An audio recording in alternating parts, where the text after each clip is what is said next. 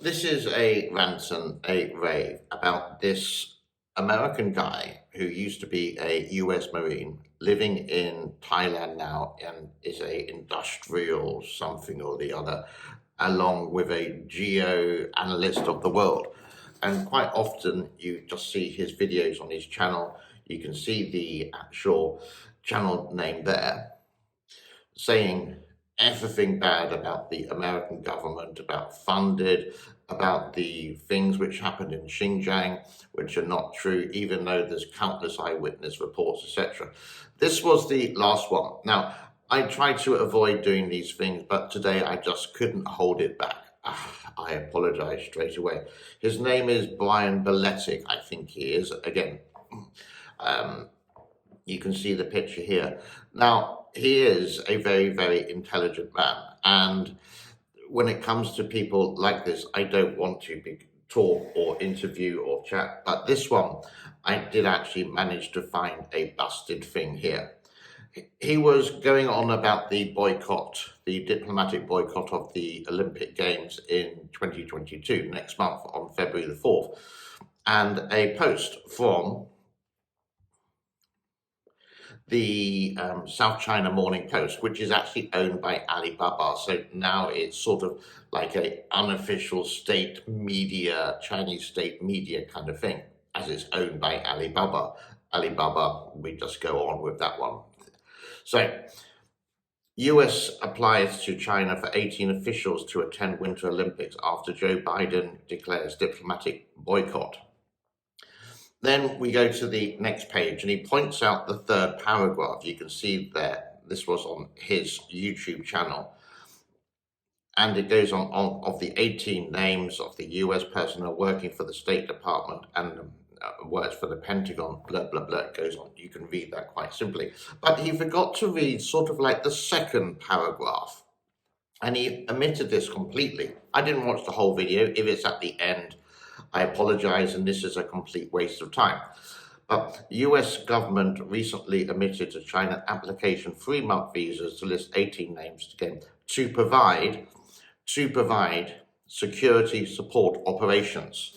Like any Olympic Games, you have the athletes, you have their trainers, you have their managers, you have their doctors, and you will have your consular and diplomatic people there to look after the nation's country. Now, in America, I could imagine they are sending hundreds of athletes to the Olympic Games. And obviously, they do need security, they do need diplomatic and consular people there to look after them for their security, for their benefit. China, if they've never been to China before, the do's and don'ts. Don't say anything about Xi Jinping. Don't post on social media anything bad. Just go there purely as the sport. It's like an advisory. It's the same as the UK. It's the same as Canada. It's the same as New Zealand. It's the same as Australia, and possibly the same as Lithuania as well.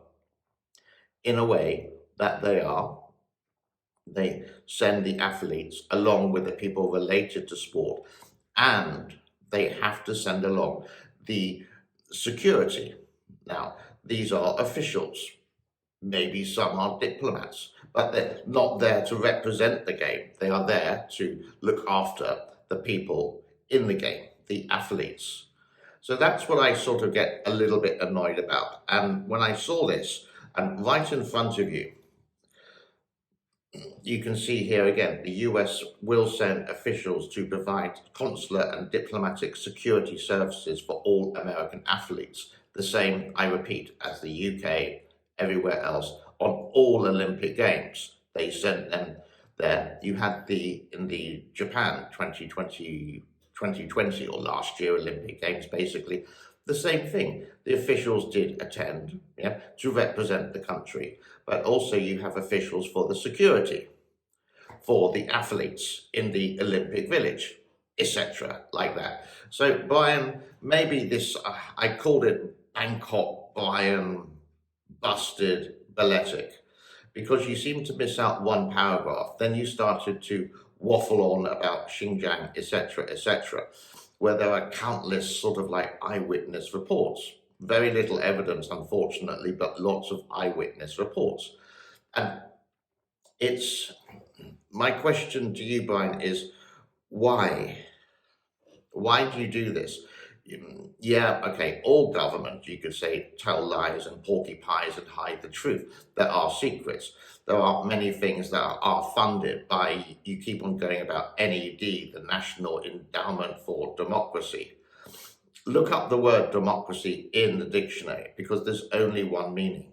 Don't milk it in the way of the Chinese meaning of democracy, because it's a word, I do believe, that cannot be translated correctly from one language to the other.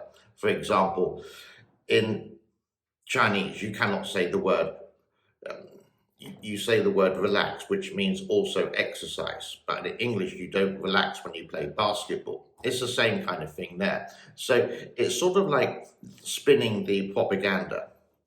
And I'm just going to leave it for there because I'm waffling on now and now. But I just wanted to make your point that, Brian, you didn't do this one as well as you should have. And if I'm totally wrong about this, I will retract this video entirely.